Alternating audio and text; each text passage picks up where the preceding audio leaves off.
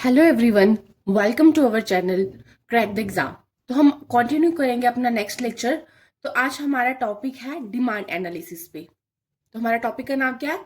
Demand analysis. ये काफी बड़ा टॉपिक है, तो इसको हम ना 4 वीडियोस में कोशिश करेंगे पार्ट 4 में इसको कंप्लीट कर दे। ठीक है, तो स्टार्ट करते हैं कि डिमांड क्या है। हमें पता होना चाहिए व्हाट इज डिमांड। टॉपिक मैंने बोला ना, हर चीज पढ़ने के लिए पहले आपको उसका मतलब पता होना चाहिए। ठीक है, अब 2 वर्ड होता है, एक डिमांड, दूसरा डिजायर। जैसे आप बोलते हो ना, यार हमारा मन करता है कि हम ना पैदल चल चल के थक गए, अब हम गाड़ी ले ले। ठीक है, तो गाड़ी लेना आपकी क्या है? डिजायर। लेकिन आपकी पॉकेट में पैसे ही नहीं है।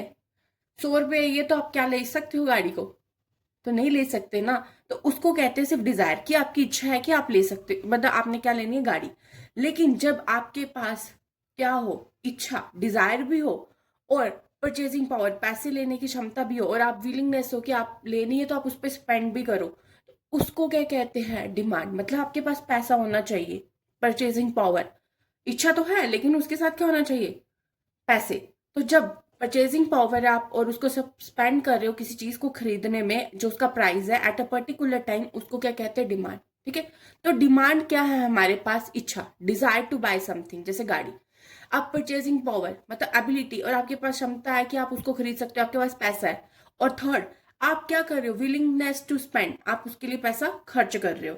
तो इसको क्या कहते हैं? डिमांड। क्या बोलते हैं? डिमांड। तो डेफिनेशन पढ़ लें। Demand refers to the quantity of a commodity. Quantity मतलब जैसे एक गाड़ी लेनी, दो गाड़ी लेनी, तो अभी फिलहाल हम एक ही पढ़ रहे एग्जाम्पल। तो कह रहा है कि आपने एक क्वांटिटी ऑफ गाड़ी ले ली। ठीक है, एक क्वांटिटी मतलब वन। एक गाड़ी लेने की इच्छा है, जो कंज्यूमर, कंज्यूमर मतलब हम विल मतलब विलिंग है कि हम उसको लेंगे, और हमारे पास पैसे भी हैं कि हम उसको क्या करेंगे? पे, जो उसका प्राइस है। ठीक है, during a given period of time. ठीक है, तो इसको क्या कहते हैं? डिमांड। क्या बोलते हैं? डिमांड। अब डिमांड और डिजायर में क्या फर्क है? वही मैंने बताया, डिजायर एक इच्छा है कि आपने वो चीज लेनी है, लेकिन उसमें पैसे की, आपके पास पैसे नहीं है, नो परचेजिंग पावर। लेकिन जब परचेजिंग पावर ये सब कुछ है, तो उसको क्या कहते हैं? डिमांड। मतलब डिजायर भी है, परचेजिंग पावर भी है, और विलिंगनेस टू स्पेंड, तो उसको क्या बोलते हैं? डिमांड। तो फर्क पता चल गया? डिमांड मतलब गाड़ी लेने की क्षमता, मतलब गाड़ी लेनी है लेकिन आपको पैसे भी होने चाहिए, पैसे की क्षमता मतलब पैसे, मनी, परचेजिंग पावर। तो दोनों को मिला के क्या बनता है? डिमांड।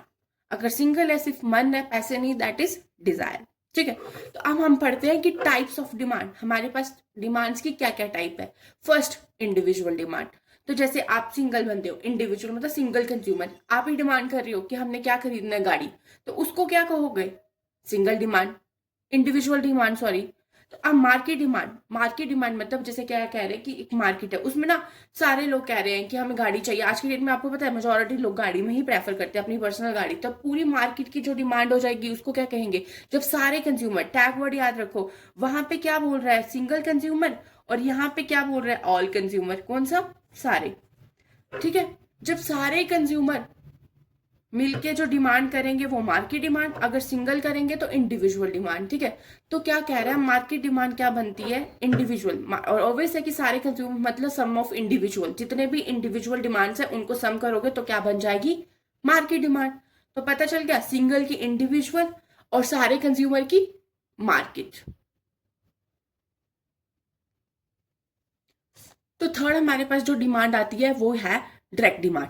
ठीक है, तो हिंदी में ही समझा रही हूँ मैं, तो इंग्लिश इजी है लैंग्वेज, तो आपको समझ आ जाएगी। डायरेक्ट डिमांड का क्या मतलब है? जैसे आपको पता है कि आपको कपड़े लगाने हैं, आपको खाना खाना है, वो एक डायरेक्ट डिमांड है। जो हम देखो वही लिखा है, demand for goods use directly for consumption. जो हम डायरेक्टली कंज्यूम करते हैं उसको कौन सी डिमांड कहते हैं? Direct demand. ठीक है, आगे जो है वो है डिराइव डिमांड। कौन सी?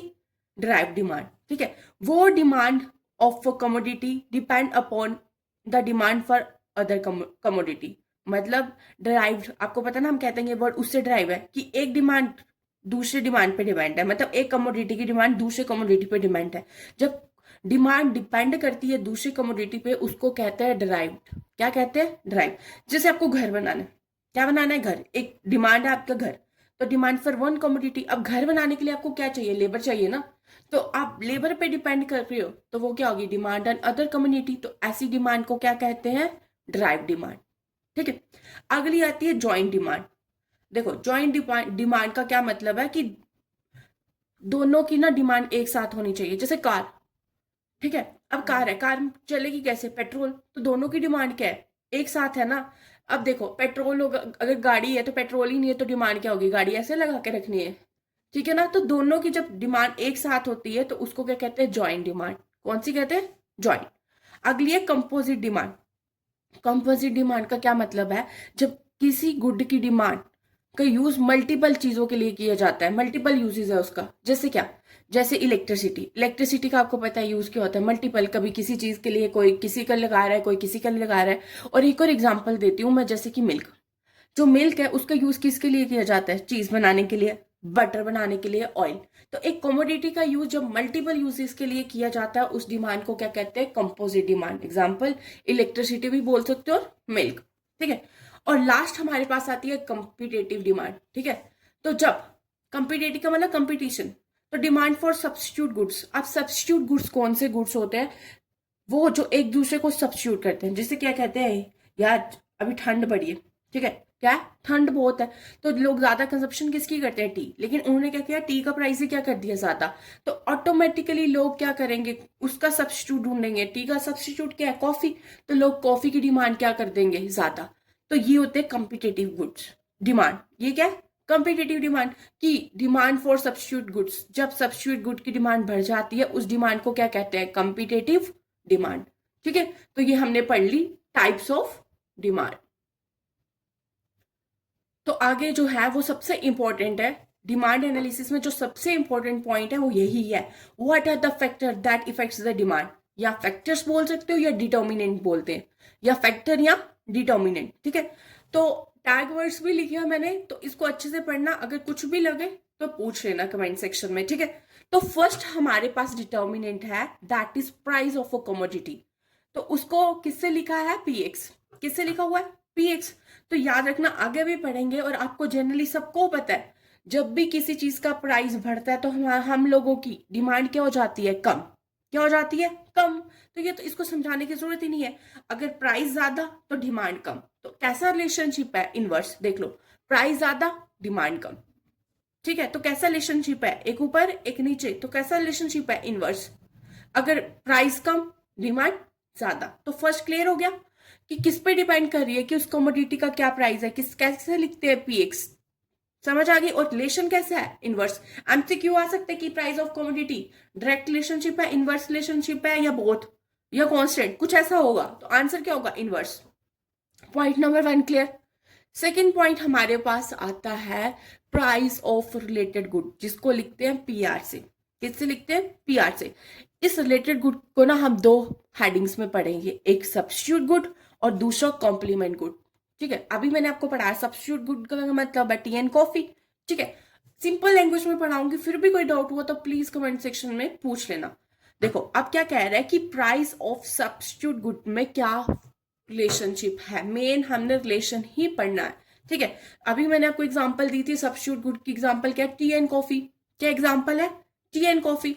तो देखो टी, अगर टी, पी फॉर प्राइस, अगर टी का प्राइस क्या हो गया? ज्यादा। तो आप मुझे बताओ, कॉफी की demand, D for demand, coffee की डिमांड क्या हो जाएगी? ज्यादा। क्योंकि प्राइस किसका ज्यादा हो गया? टी। तो ऑटोमेटिकली दूसरे की डिमांड क्या हो जाएगी? ज्यादा, कॉफी की, क्योंकि टी का प्राइस ज्यादा हो गया। तो देखो दोनों के एरो के ऐसे सेम का मतलब कैसा रिलेशनशिप है? डायरेक्ट। कैसा रिलेशनशिप है? डायरेक्ट। तो पता चल गया कि प्राइस ऑफ सब्स्टिट्यूट गुड का कैसा रिलेशनशिप होता है? डायरेक्ट रिलेशनशिप, ठीक है। अब सेकंड पे रिलेटेड गुड में सेकंड है प्राइस ऑफ कॉम्प्लीमेंट्री गुड। अब कॉम्प्लीमेंट्री गुड क्या होते हैं? वो जो एक दूसरे के बिना पूरे नहीं हो पाते, एक दूसरे को कॉम्प्लीमेंट करते हैं। अभी एग्जांपल भी बताई थी कार की। देखो कार चलेगी कैसे? पेट्रोल से। अगर पेट्रोल होगा तभी कार चलेगी ना। तो ये दोनों आपस में क्या कर रहे हैं? एक दूसरे को कॉम्प्लीमेंट। तो ऐसे गुड को क्या कहते हैं? कॉम्प्लीमेंट्री गुड्स, ठीक है। अब क्या हुआ? देखो क्या किया मार्केट, और आपको पता है दिन ब दिन तो प्राइस सबके क्या होते जा रहे हैं? ज्यादा। अब देखो पेट्रोल का प्राइस हद से ज्यादा बढ़ गया, मतलब बढ़ ही गया। तो लोग ऑटोमेटिकली कार की डिमांड को क्या कर देंगे? कम। प्राइस बढ़ रहा है तो डिमांड क्या हो रही है? कम।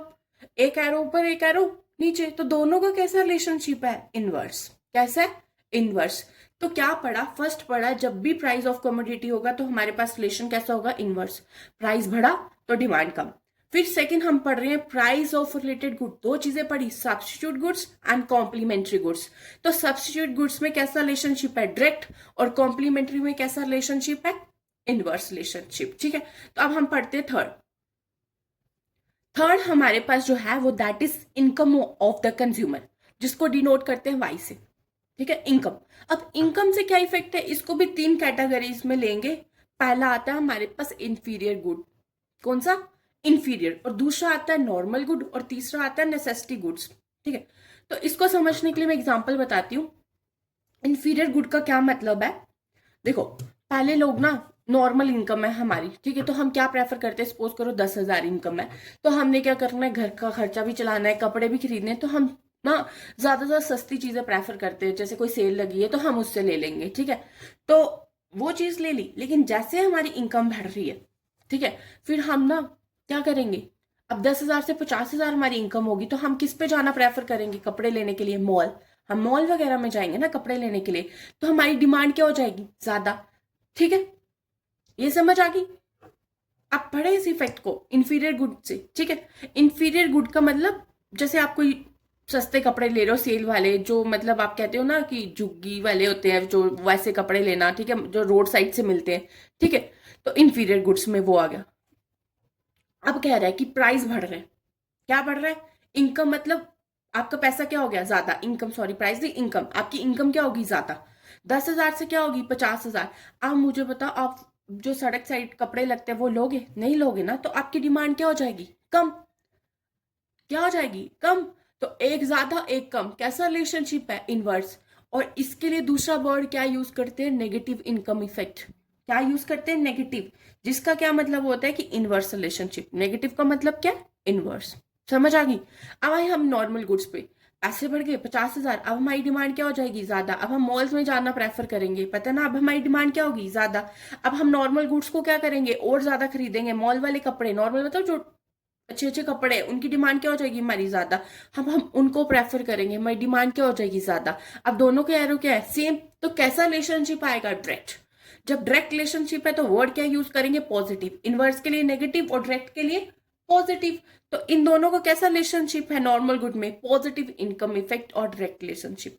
ठीक है, और थर्ड आता है हमारा नेसेसिटी गुड्स, जो ना इस पे ना इनकम ऑफ कंज्यूमर या इसमें डिमांड में कोई इफेक्ट नहीं है। कैसे, देखो, चाहे प्राइस बढ़ रहा है, चाहे इनकम बढ़, सॉरी प्राइस बोल रही हूँ बार बार, चाहे इनकम बढ़ रही है, ठीक है, लेकिन या इनकम कम हो रही है, कोई फर्क नहीं पड़ता है, क्योंकि जो हमारी डेली यूज की चीजें ना, जैसे हमने खाना खाना है तो खाना है, चाहे महंगी है चाहे सस्ती है, चाहे हमारा इनकम बढ़ी है या कम है, तो नेसेसिटी ऑफ गुड्स में कोई भी इफेक्ट नहीं पड़ता। समझ आ गई। आगे चले फोर्थ पे, फोर्थ आता है टेस्टीज एंड प्रेफरेंस। आपको ही पता है, जो चीज आपको ज्यादा पसंद है ना, उसकी डिमांड क्या हो जाएगी, ज्यादा, जो आपको कम पसंद है उसकी डिमांड क्या हो जाएगी, कम। ये तो सिंपल है, इसको बताने की जरूरत नहीं है।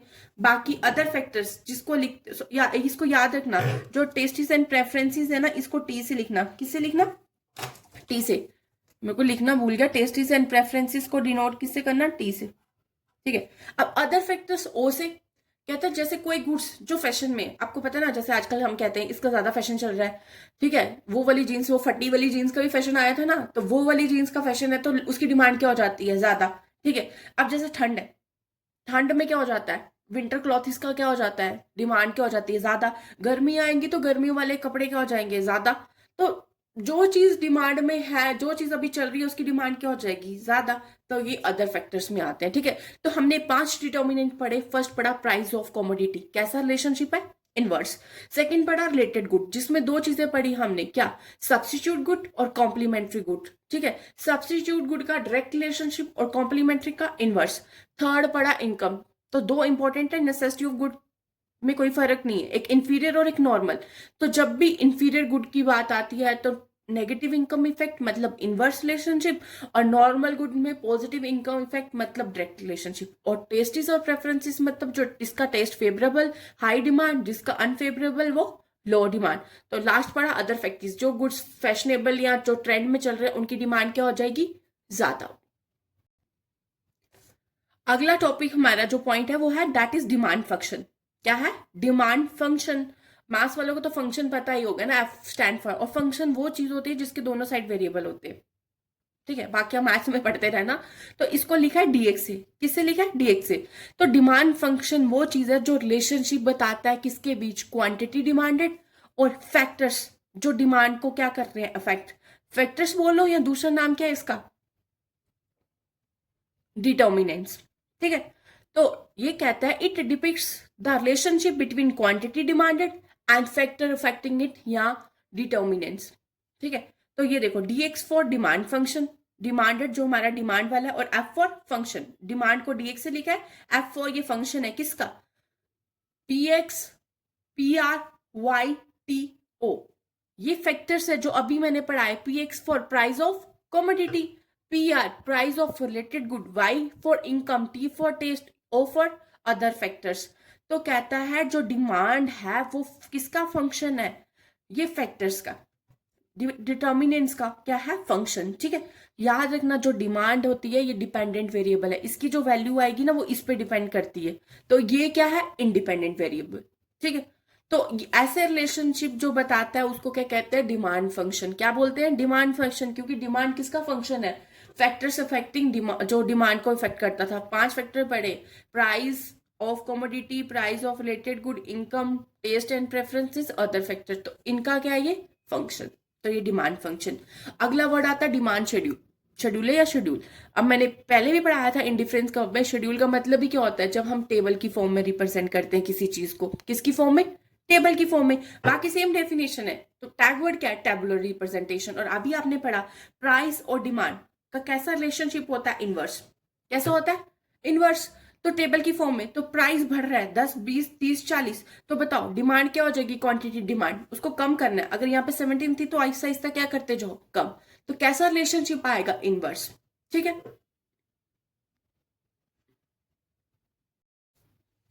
आगे जो वो है लॉ ऑफ डिमांड। ठीक है, तो क्या है आगे? Law of demand. ये भी इंपॉर्टेंट टॉपिक है।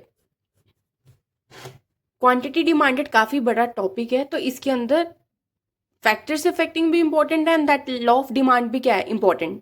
ठीक है, तो this law was given by Alfred Marshall. किसने दिया इस लॉ को? अल्फ्रेड मार्शल ने। ठीक है, तो ये क्या कहता है कि ये लॉ पढ़ने से पहले कुछ इसकी अजम्पशंस थी, और जो हम फैक्टर्स अफेक्टिंग में पढ़ चुके हैं वही रिपीट हो रहा है। तो कोई भी कंसेप्ट मत छोड़ना। अगर डाउट होगा तो प्लीज कमेंट सेक्शन में पूछ लेना। तो इसकी अजम्पशंस क्या है? कि जो रिलेटेड गुड का प्राइस है वो चेंज नहीं होना चाहिए, जो अभी हमने पढ़ा पीआर। इनकम ऑफ कंज्यूमर वो भी चेंज नहीं होनी चाहिए, जो हमने पढ़ा वाई। टेस्ट और प्रेफरेंसेस वो भी चेंज नहीं होनी चाहिए, सेम रहनी चाहिए, वो हमने पढ़ा टी।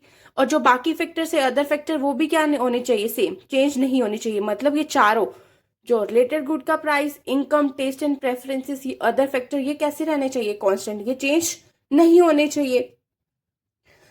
तो इस लॉ, अब क्या कहता है ये लॉ? अब पढ़ो। ठीक है, लॉ ऑफ डिमांड कहता है कि जो अदर थिंग्स कांस्टेंट, हमें क्या रखनी है? बाकी चीजों को कांस्टेंट, मतलब ये 4 चीजें।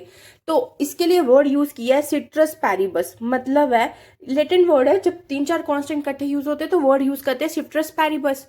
तो डिमांड फॉर अ कमोडिटी, जो क्वांटिटी डिमांडेड हमने पढ़ा था ना, डी, तो वो क्या हो जाता है? इनवर्सली रिलेटेड हो जाता है प्राइस के साथ। किसके साथ? प्राइस के साथ। ये तो अभी भी हम पढ़ते आए हैं। First factor price of commodity, जब प्राइस बढ़ता है तो क्वांटिटी डिमांडेड क्या हो जाती है? कम। तो इन दोनों का कैसा रिलेशनशिप है? इनवर्स। तो लॉ ऑफ डिमांड हमें क्या बताता है? Inverse relationship. क्या बताता है? Inverse relation. किसके बीच? प्राइस एंड डिमांड के बीच। ठीक है, क्या बताता है? प्राइस और डिमांड के बीच। लेकिन बाकी फैक्टर्स क्या आने चाहिए? अदर फैक्टर्स कैसे होने चाहिए? कांस्टेंट। तो ये लॉ ऑफ डिमांड हमें बता रहा है। तो देखो अभी हमने पढ़ा demand function. Demand is a function of 5 factors, price of the commodity, related good, income, taste, preferences, other factor. तो 4 फैक्टर्स को कांस्टेंट रखा, अदर फैक्टर्स को क्या रखोगे? कांस्टेंट। ठीक है, तो जो प्राइस और डिमांड का आपस में कैसा रिलेशनशिप आएगा? इनवर्स। तो यही बात कौन कह रहा है? अल्फ्रेड मार्शल, मतलब लॉ ऑफ डिमांड, कि इन दोनों का आपस में कैसा रिलेशनशिप है? इनवर्स। प्राइस और डिमांड। ठीक है, और बाकी फैक्टर्स को क्या रखना है? कांस्टेंट। चले आगे। ठीक है, अब इसी में हम पढ़ेंगे डिमांड कर्व। क्या पढ़ेंगे? Demand curve. अब बताओ किसी चीज का भी ना इनवर्स रिलेशनशिप होना तो उसका ग्राफ हमेशा डाउनवर्ड की तरफ होता है। कैसा होता है? डाउनवर्ड। तो ग्राफ बनाने के लिए एक एक्स एक्सिस और दूसरी वाई, हमेशा वाई एक्सिस पे प्राइस लेना, वरना ग्राफ गलत बनेगा। और एक्स एक्सिस पे क्वांटिटी। क्यों मैंने ये लाइन लिखी है, अगर प्राइस वाई एक्सिस पे लेंगे, मतलब प्राइस को वाई एक्सिस पे इसलिए लेना है क्योंकि प्राइस हमारा इंडिपेंडेंट वेरिएबल है, किसी पे भी डिपेंड नहीं करता, कभी भी बढ़ जाता है। लेकिन डिमांड, आपको पता है ना, क्वांटिटी डिमांडेड, ये डिमांड किस पे डिपेंड करती है, प्राइस पे। तो ये कैसा है, डिमांड मतलब डिपेंडेंट वेरिएबल। कौन सा है, डिपेंडेंट वेरिएबल। और डिपेंडेंट वेरिएबल को एक्सिस पे लेना और इंडिपेंडेंट को वाई पे लेना। और यही लिखा है, ये कैसा रिलेशनशिप शो करता है, इनवर्स, प्राइस और क्वांटिटी डिमांड के बीच। ठीक है, तो देखो ये एक डायग्राम क्वांटिटी, अब देखो फर्स्ट पॉइंट यहाँ पे प्लॉट हुए, रैंडमली ऐसे कोई भी प्लॉट कर दिया। ठीक है, अब इसको एक से नीचे जोड़ेंगे और एक से इस से जोड़ेंगे, ये तो पता ना, ग्राफ बनाना आता है ना। तो देखो यहाँ पे कितने क्वांटिटी है, 30। जब 5 रुपए की इस साइड मिलाया तो 5 रुपीज लिए। ठीक है, जब 5 रुपए की चीज थी तो कितनी क्वांटिटी ले रहे थे, 30। अब एक पॉइंट यहाँ पे प्लॉट कर दिया, तो यहाँ पे वैल्यू 20, 30 के पीछे लेने 20, तो यहाँ पे क्या ले लो, कुछ भी, तो मैंने 10 लिया है। देखो यहाँ पे प्राइस क्या कर रहा है, बढ़ रहा है, 5 के बाद क्या आ रहा है, 10। और यहाँ पे क्वांटिटी की वैल्यू क्या आती जा रही है, कम, क्योंकि पहला पॉइंट इसकी वैल्यू ये है, ऊपर वाले की वैल्यू ये। तो देखो with increase in price quantity demanded decreases. तो कैसा रिलेशनशिप है, इनवर्स। और ऐसे ग्राफिकल रिप्रेजेंटेशन को क्या कहते हैं, डिमांड कर्व। क्या बोलते हैं, डिमांड कर्व। तो डिमांड कर्व कुछ नहीं, डिट्टो वही है, बस सिर्फ याद रखना कर्व है। तो कर्व क्या होता है, ग्राफिकल रिप्रेजेंटेशन जो हमें बताता है डिफरेंट क्वांटिटीज का कॉम्बिनेशन जो डिमांडेड एट डिफरेंट प्राइसेस, जिसको हम डिमांड कर रहे हैं डिफरेंट प्राइसेस पे during a given period of time. बस बाकी सारी डेफिनेशन सेम है, सिर्फ ग्राफिकल रिप्रेजेंटेशन ऐड कर देना। ठीक है, तो अभी ये मैंने बताया दोनों के बीच कैसा रिलेशनशिप है, इनवर्स। और वाई एक्सिस पे प्राइस लेते हैं क्योंकि इंडिपेंडेंट वेरिएबल है, और एक्स एक्सिस पे क्वांटिटी लेते हैं क्योंकि इस पे डिपेंड करती है। और स्लोप कैसा होता है इसका, ग्राफ डाउनवर्ड होता है। और कहाँ से चल रहा है, इस साइड क्या है, लेफ्ट। देखो लेफ्ट से चलते चलते कहाँ पहुंच रहा है, नीचे राइट की तरफ। तो ये कहाँ से चल रहा है, फ्रॉम लेफ्ट टू राइट। ठीक है, तो आज हमारा इतना सा ही लेक्चर था। नेक्स्ट लेक्चर में फिर हम क्वांटिटी डिमांडेड पढ़ेंगे, डिमांड एनालिसिस को आगे चलेंगे, उसमें इलास्टिसिटी ऑफ डिमांड आएगा, कॉन्ट्रैक्शन एक्सपेंशन आएगा। तो मैं कोशिश करूंगी 3 या 4 लेक्चर में इसको कंप्लीट कर दे। फिर भी अगर डाउट होगा तो प्लीज कमेंट सेक्शन में डाल दीजिएगा। तो मेरे चैनल को प्लीज सब्सक्राइब, लाइक और शेयर कर